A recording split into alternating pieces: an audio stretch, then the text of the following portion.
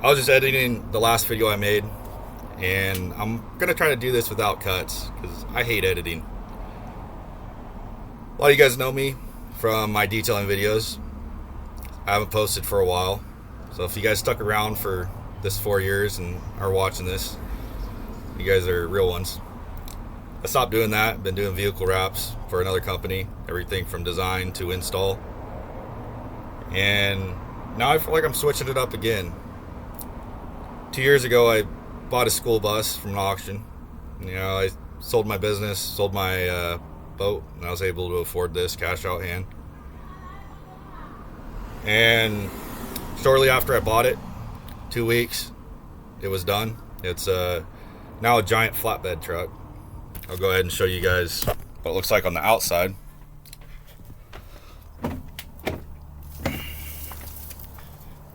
As we walk by, you see the solar panels, 400 watts. Do need to get a better battery setup. Gel lead acid's not the best, but lithium ion are expensive, so I just made do with what I had at that point. This is the back of it. It's a flatbed. I haven't looked at this yet. Other day, some lady hit me and drove off. I saw a little bit of it, but not too much of it. Took out a taillight, left a little bit of blue paint on it. It fucked up her car pretty bad. So I figured I wouldn't chase after her. Get a better view. This is the back section of it. That's the front. A lot of stuff got cut off. A lot of work with the grinder, sawzall, hammer and punch, a drill, a rivet gun, and some rivets. I'll go ahead and go over the process, everything that goes into doing something like this. Believe it or not, though, the hardest part of the whole conversion is what anyone would do on a school bus conversion, and that is pull out the seats.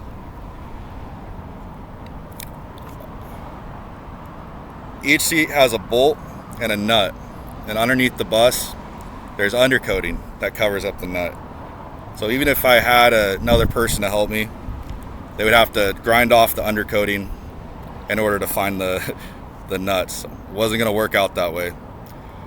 So if you ever buy a school bus and you're doing a conversion and it comes around to pulling the seats out, just remember that, and then also consider the way I got it off. I had to use a 2.5 ton car jack. Went on from the inside of it, and underneath each seat, jacked it up full force. Like, I'm talking all my body weight into it, 2.5 tons. And then I had to get an impact with about enough extensions to create 3 feet. Because you imagine, 2.5 tons, nut breaks free, car jack in an enclosed space. I'll let your imagination do the rest of that work. The back section, originally when I built it, it's going to be like a outdoor tour bus, outdoor party bus. So I can still do that. All it's going to take is to build some structural reinforcement. A cage. Yeah, if you ever see a lumber rack on a normal size pickup truck, the idea is to make a giant lumber rack for this. And if you ever seen a pontoon boat, it's one of those flat boats that got the 2 pontoons on each side, and it's got the outdoor furniture. I'd go to Copart, find one of those, pull out the interior and throw it on the back. So it'd look nice. I also thought about just getting, kind of sad to say this, but church pews on the internet are free a lot of times, and they make them in 20-foot sections. So if I got 2 church pews, 20 foot, put them along the backside, be a lot cheaper. If I'm going to put in all the work to build the giant lumber rack and the welders, I'm going to be making money. So might as well spend a little bit more money to get nicer furniture for back there. The other day, I have a video on PON, PON 0, the number 0, then P9. my Instagram. I have a video of this backed up to a lake. And as you see from the back tire to the very back section, there's about 12 foot. And there was an incline from the front tire to the back tire. So from there, that's where the tire was, and there was another 12 foot. So it turned a 6 foot jump into a 20 foot cliff jump. Or probably 15 foot. I always exaggerate stuff. I'll start off, I'll talk about the back section where I cut it. The bottom of that cap sat down here. So obviously I cut it from here, cut it from the bottom, cut it from around. Then I had to shave that bottom section off of the end cap right here, as well as a lot of other work along that bump rail. Started on inside and started on the outside, got the hole started, and then I just took a Sawzall blade to the outside and went along that rail line. Around here, the wheel well, that was the trickiest part. If you've ever used a Sawzall on a curved surface to get it to look like that, I had to do a lot of finish work with a grinder and a flap disc.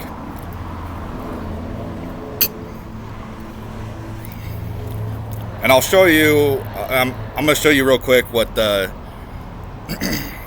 what went into this. If you look close, each one of these rivets with a hole in it is a rivet that I had to drill out. And when I say drill out, I'm not talking about with the drill, because a drill doesn't really work very well on hardened steel rivets. These rivets are all punched in, molten, hot, so it hardens the steel. The only way I can get it off was a flap disc grinder. Ground off the head of the rivet, and then I took a hammer and chisel to each one of these. And to do that 200 times over and over and over again, it's a lot of work. But I still am sticking with the seats being the hardest part about this. So just remember, buy a schoolie. Yeah, you got your hands tied with a lot of work. I was still able to get it done in 2 weeks. By the time I was done, I probably sacrificed my lower vertebrae. Right here is a motorcycle lift. It's a wheelchair ramp. It lifts a lot though. I had a 83 GS 1100. It was a cool bike. It was the fastest motorcycle back in 1983, man. It weighs 750 pounds, and at first I was worried about it not being able to lift it up. Lifted up great. And then started thinking, kids, wheelchairs, the electric wheelchairs, sometimes, kids are getting fatter and fatter nowadays. So, it's rated for 1,000 pounds. Each one of those rivets ground off, yeah. That top cap up there, from there to there, and then the bottom section were two separate pieces. And then the bottom right here had to get cut. The reason the top cap and the middle cap are separate pieces, because the overhang on the back section lowered the bottom cap down so much, it caused it not to fit on the floor. It would be way too high. And so when I ground off the bottom section, I noticed that the trim piece, the metal flap between the window and the back end cap, didn't line up right. So I had to do some jerry rigging right there. I know there's a lot more measurement and stuff that goes into it, but unless I was there doing it, I wouldn't be able to tell you guys how I did it exactly. Maybe next time I'll build another one. I don't want to. It's not worth it. Well, maybe it is if you want advertisement. But I have this listed up for $15,000. I'm not going to sell it. It's a $6,000 bus. It's way more than $10,000 worth of work that went into it. That's for sure.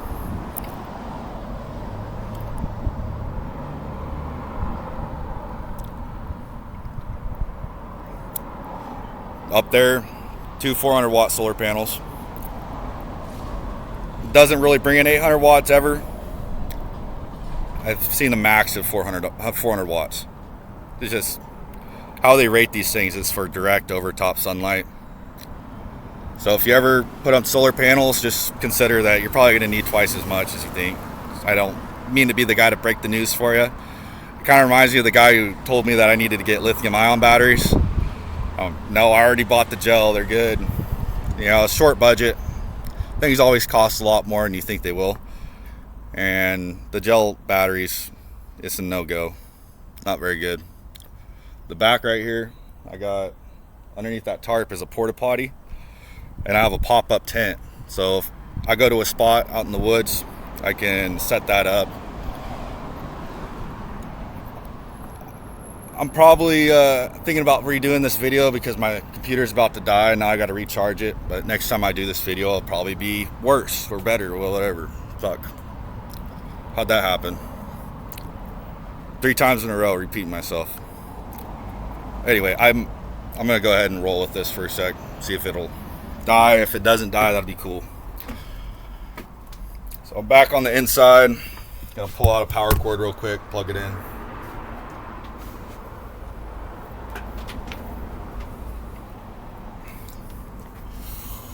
Boom. Maybe I can see the screen now. I can see the screen. Great.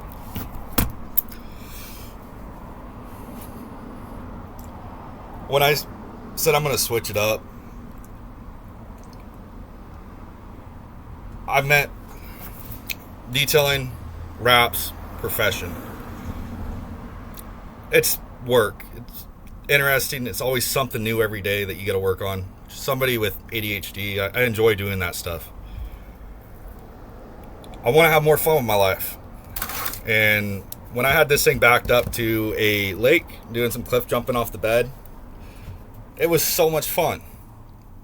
And there's a lot of fun stuff that a guy can come up with that would, you know, be entertainment for other people, maybe inspiration for other people so they can live their life a lot better, because I need to add some more enjoyment, fulfillment in my life. And I think the first idea I came up with, I'll be posting about this here pretty soon, and it's just going to go to a river float and getting a air mattress, right? And then a piece of plywood would be needed so the ladder doesn't puncture the mattress. I'll put it up, set it up, and then the ladder. I have a little giant ladder. It goes up like 20 feet. Set that up. Ratchet strap it down from the ladder underneath the air mattress to the other side. And going out middle of the river, hanging out with some friends, and climb up the ladder, jump off.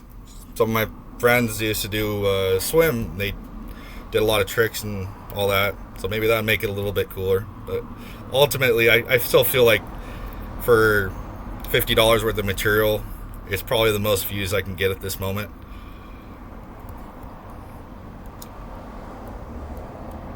Yeah, so with that said, if you guys want to subscribe to my Instagram, I know I tagged it earlier in the video, and if you guys want to subscribe here, be my guest.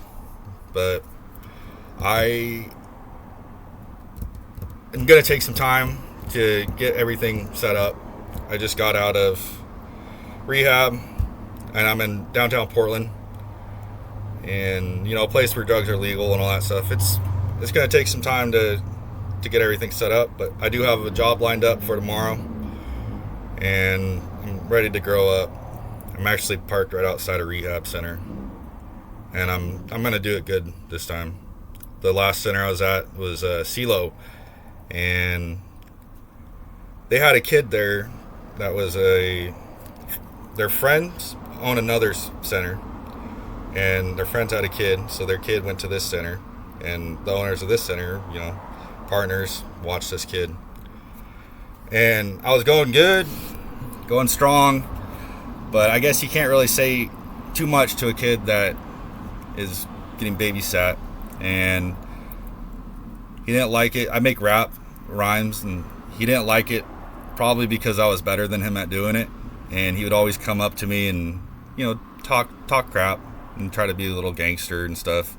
He was a nerd. I know he was just compensating. I was never scared of him.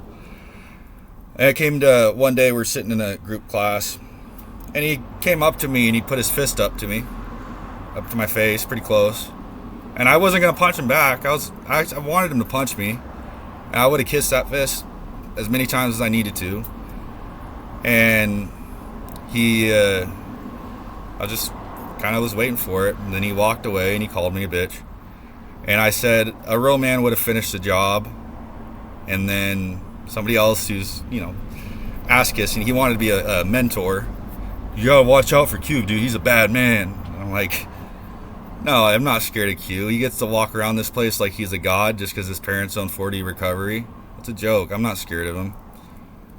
Then we had a meeting, and I ended up getting the little fucker to hug me when we talked with the adults and stuff. And then after I did that, I must have, what is it called, demasculated him or something like that, or just, just tried to make him a better person, honestly. Next thing you know, a week later, I get told I needed to go get higher levels of care. And that whole week I was gone, the whole week I was there, Q was gone. I never noticed that. And then when I got kicked out, I was so ready to get sober. I slept out on their front steps for the 2 days, middle of winter time, mind you. It's cold, but I wanted to stay. I wanted to finish my program. And the Monday when they opened back up, kicked me out on a Friday after all the other centers were closed. Monday when they opened back up, that's when I saw Q's face, and then it clicked. I figured out the reason I got kicked out. But I'm just an addict, homeless. I don't really have a voice when it comes to that stuff. So I guess rehab centers around here can do that to people. And it happens a lot, honestly. I don't think CeeLo really saw my low. But it's all about money with some people. And if they're babysitting somebody else's kid who owns another center that sends them customers, and you send them mentors, there's money tied to it. So if a kid doesn't feel comfortable going back to class because of words that were said, it adds up. It doesn't really add up in my math, but some people, it adds up to them. And that's all I care about. Anyway, this is my plotter. I got vinyl down there, cut out graphics. I need to get some transfer paper. I've been doing plasma donations for a while now, and I've done about 20 plasma donations. It's $100 a week, and it puts gas in my tank, but the $75 transfer paper tape, whatever, yeah, for some reason it's just been slipping. Guess I doesn't get the best gas mileage. I'll just say that. It's crazy. It's like all it takes for a guy to get rolling, be making, on the bright side, probably $250 to $500 a day. All it takes is $75. It is what it is.